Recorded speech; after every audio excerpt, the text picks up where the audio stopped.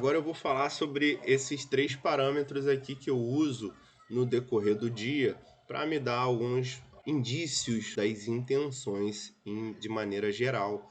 Tá? Já falamos de book, falamos de Superdom, falamos do gráfico, falamos do Times and Sales, algumas interpretações que a gente precisa entender para conseguir replicar as operações que eu vou passando para vocês com mais segurança, tá bom? Olha só, isso aqui é um volume at price, um volume por nível de preço, tá? Esse da esquerda aqui, azul e vermelho, ele me dá o saldo que ficou de lote em cada nível de preço. Ou seja, o cara que vendeu, ou a turma que vendeu na região dos 122.600 não conseguiu vender todos os lotes. Então ele deixou um saldo de 2.200 lotes. No 595 ficaram 1.500 lotes de saldo. Então ele tem que buscar novos níveis de preço para conseguir executar todas as ordens dele. E a gente observa no outro lado, na outra ponta, o saldo na compra. Quem é que agrediu na compra? No caso, eu sempre falo do homem composto, não é um player isoladamente que faz preço, é um conjunto de players que, agredindo naquele sentido, conseguem deslocar o preço de maneira disruptiva, interessante para o nosso operacional. Então a gente percebe que no 122.600 teve bastante agressão e deixou saldo. O comprador tentou absorver a venda aqui na região do 550. Deixou um saldo comprador, ele fez força aqui. Então eu vou observar se esse numeral vai aumentar ou se vai diminuir. Se o vendedor que deixou saldo aqui na região dos 600 ao 560, e vai continuar agredindo no sentido da venda, consumindo o saldo que ficou na pedra dos compradores, ou seja, dando continuidade ao movimento que a gente tinha previsto lá no 123.090. Então isso eu vou observando gradativamente, vou batendo ponto a ponto, ticando as gaivotinhas. Ah, isso aqui concorda com o que eu estou fazendo e eu vou dando continuidade na minha operação. Com isso eu consigo ficar numa segurança mais tranquila, porque eu estou vendo o que está acontecendo. Não estou esperando formar o candle de 15 minutos, um pavio ou não, para ser enganado pelo mercado. Eu estou vendo em tempo real o que está acontecendo de forma quantitativa. Então, eu continuo corroborando com a minha intenção vendedora. Os compradores não conseguiram levar e continua aumentando o saldo na venda no sentido do movimento que a gente começou lá no 123.090. Isso daqui é muito interessante para eu confirmar de sustentar uma venda ou de sair fora.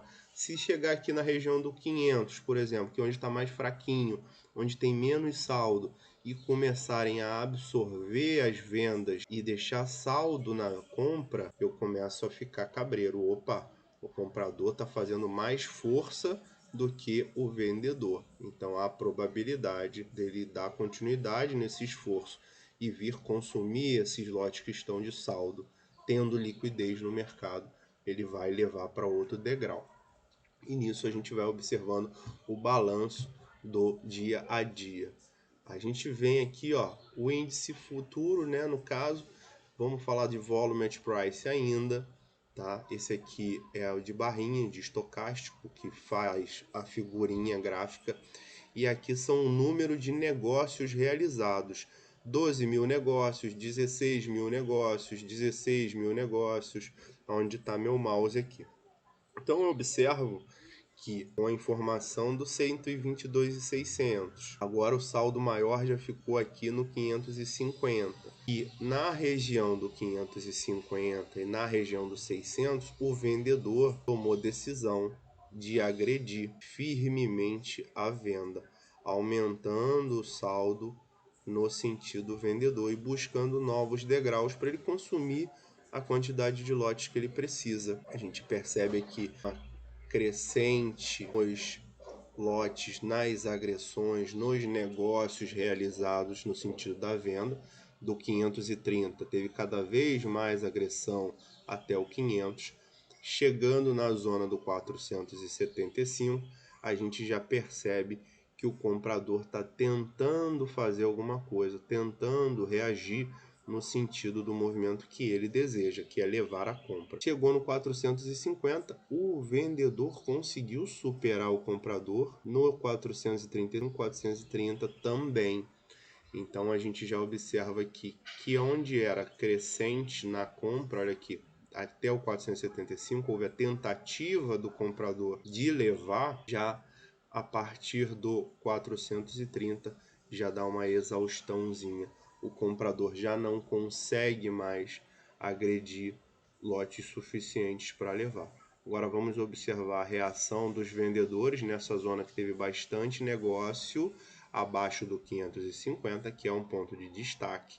16.800 negócios, eminentemente no sentido da venda, e deu uma caída e voltou a aumentar logo do 530 ao 500.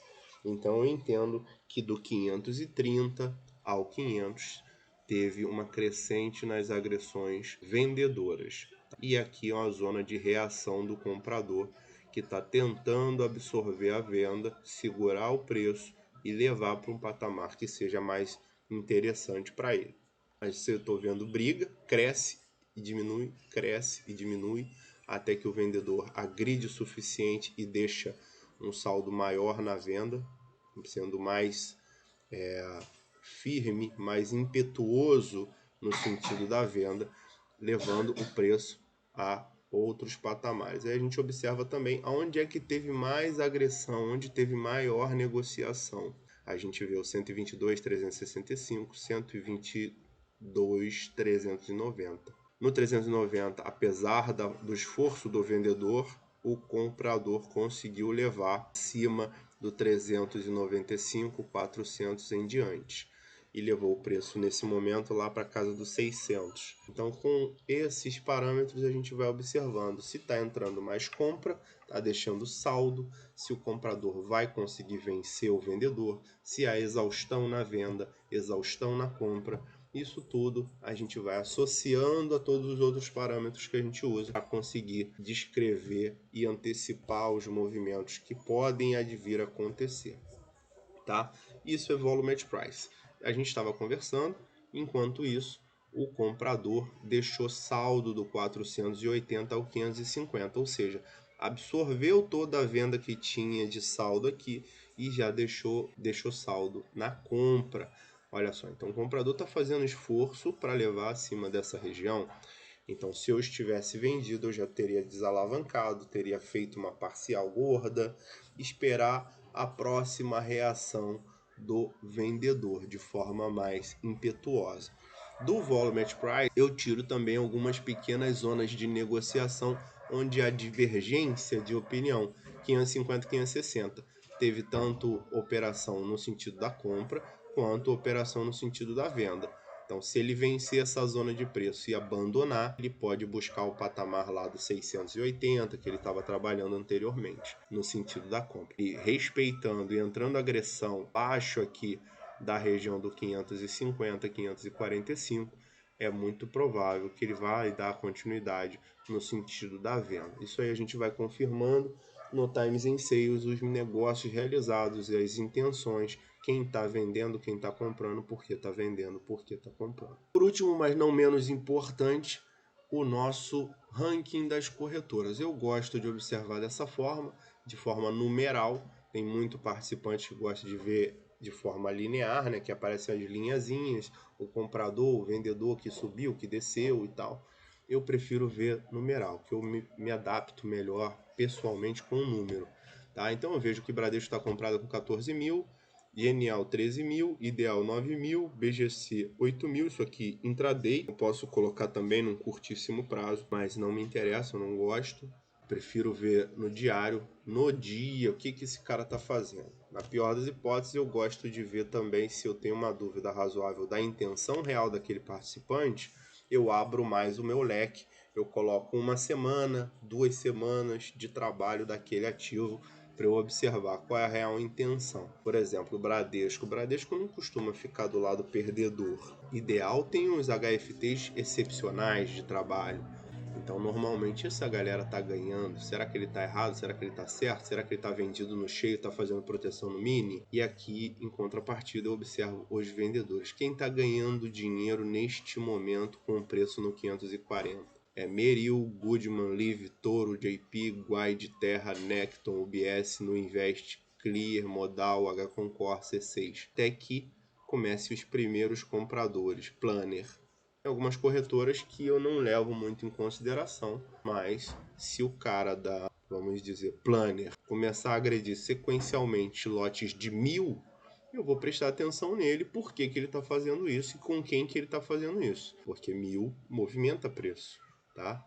Lotinho de 10, não. A não ser que seja uma enxurrada de lote de 10. Mas o negócio é o volume. Aí eu tô vendo que Merrill tá vendida, 24.000 lotes, interessante. Goodman performa muito bem, tá vendida.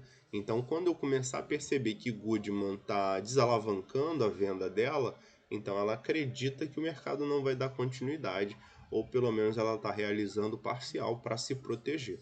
Se o big player faz isso, ele alavanca e desalavanca no decorrer do pregão as suas operações de forma que ele se mantenha protegido, por que o pequeno player, o pequeno jovem big player, que somos nós, não vamos fazer isso? É lógico que tem toda uma técnica por trás, não é alavancar a operação como se não houvesse amanhã, correndo o risco de perder a casa, o carro, a mulher, a família, mas a gente pode alavancar sim, de maneira que seja lote insignificante ali para o nosso capital geral e não vá comprometer a nossa vida orgânica, não vá comprometer a permanência no mercado. Então, na operação que a gente usou como exemplo hoje, brincando aqui, explicando, da venda no 123,090, estaria bem tranquilo, teria realizado no falso rompimento do fundo na região do 380, que eu cheguei até a compartilhar com os alunos ali, batendo um papo ainda no Discord, por mais que eu não esteja operando efetivamente, eu gosto de avisar. Então vamos observar, ele vencendo a zona de negociação, olha só, já aumentou o escopo da zona de trabalho, trabalhando nessa rangezinha do 525 ao 565, querendo dar continuidade ao movimento para o retorno à região dos 670, 680, 700. Beleza? Tá bom?